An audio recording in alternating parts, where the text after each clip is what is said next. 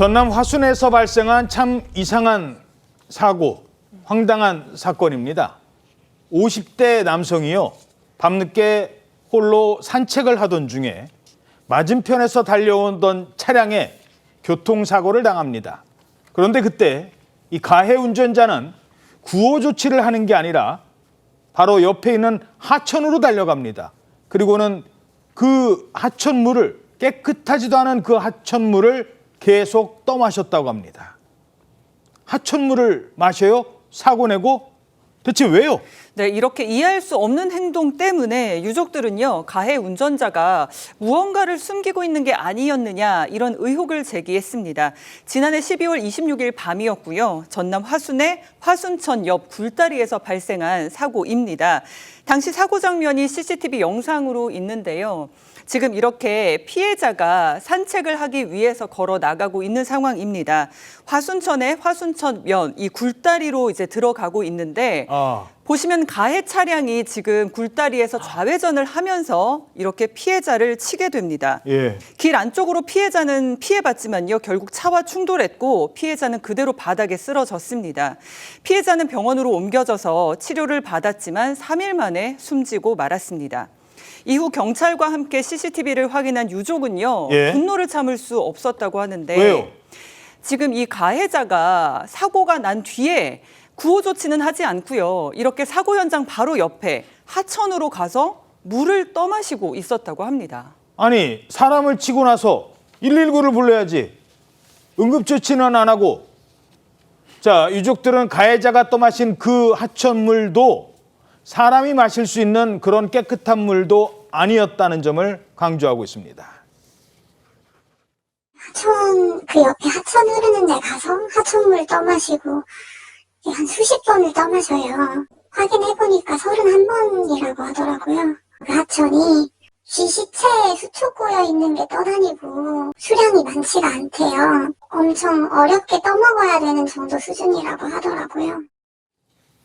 자, 사람을 치었지만 그때까지만 해도 빨리 119 불렀으면 구조할 수 있었던 겁니다.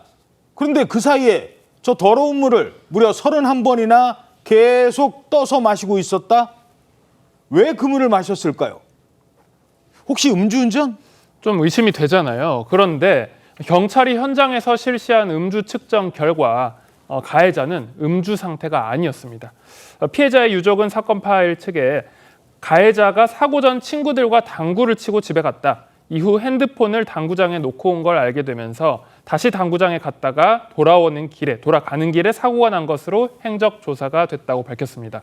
유족은 이런 점을 납득할 수 없다고 전했는데요. 당구장에서 술을 마시고 음주운전을 한 게 아니라면 사람이 마실 수 없는 상태인 이 더러운 하천물을 도대체 왜 31번이나 떠마셨냐라는 것입니다. 그런데 여기에 대해서 가해자는 목이 말라서 마셨다라고 진술했다고 합니다. 예. 이해할 수 없는 행동은 또 있었습니다. 사고가 나는데 아까 119 안 불렀다고 했잖아요. 근데 어딘가 전화를 하긴 해요. 누구한테? 자기 가족에게 전화를 했다는 겁니다. 사고 나고 3분 정도 뒤에 전화를 하는 장면이 나오는데 이제 가해자 가족들을 부른 거라고 하더라고요. 그동안 계속 아빠가 방치가 되어 있었고 가해자 가족들이 현장에 도착해서 가해자 아내가 저희 아버지 맥을 짚어보는 장면이 나와요. 그러고 나서 신고를 했다고 하더라고요.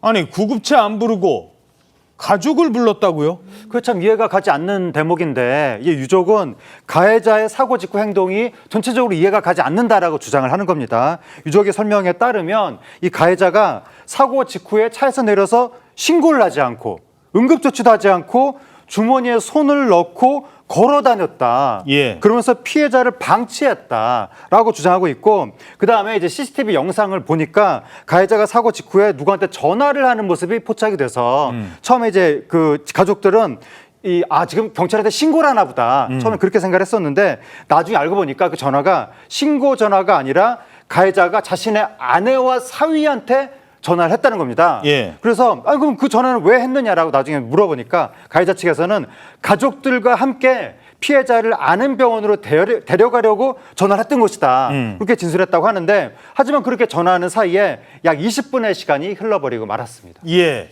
자, 우리가 흔히 뭐 뺑소니 하는데 정확한 법적 용어는 사고 후 미조치입니다. 그런데 미조치라 하면 조치를 안 한 거잖아요. 근데 20분간 방치한 건 어떻게 되는 걸까요?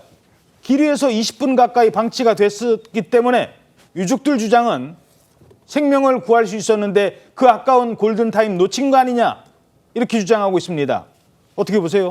이 부분 좀 들여다볼 필요가 있다는 생각이 듭니다. 일단 말씀하신 것처럼 사고 미조치는 이 적절한 조치를 취하지 않은 것 더해서 지금 유기치사 혐의도 유족 측에서는 문제를 삼고 있는데, 유기치사라고 하는 것은 구조할 의무, 보호할 의무가 있는 사람이 그 의무를 소홀히 해서 결국에는 사망에 이르게 하는 죄를 범했을 때 성립하는 범죄입니다. 일반적으로는 현장을 떠난다라든가 아무런 신고를 하지 않는다든가 이런 경우에 성립을 하게 되는데, 과연 이 사람이 지금 나중에 가족들에게 전화를 하고 그렇게 온 가족 중 아내가 맥을 짚어보고 신고를 했다라고는 하지만 이 20분 동안 이 사람을 그대로 두고 물을 마시고 나중에 신고를 하는, 그것도 119가 아니라 가족들에게 연락을 하는 이 행위가 구호조치 의무를 성실히 이행한 것으로 볼 수 있는지에 대해서 한 번 더 들여다볼 필요가 있다는 생각이 들거든요.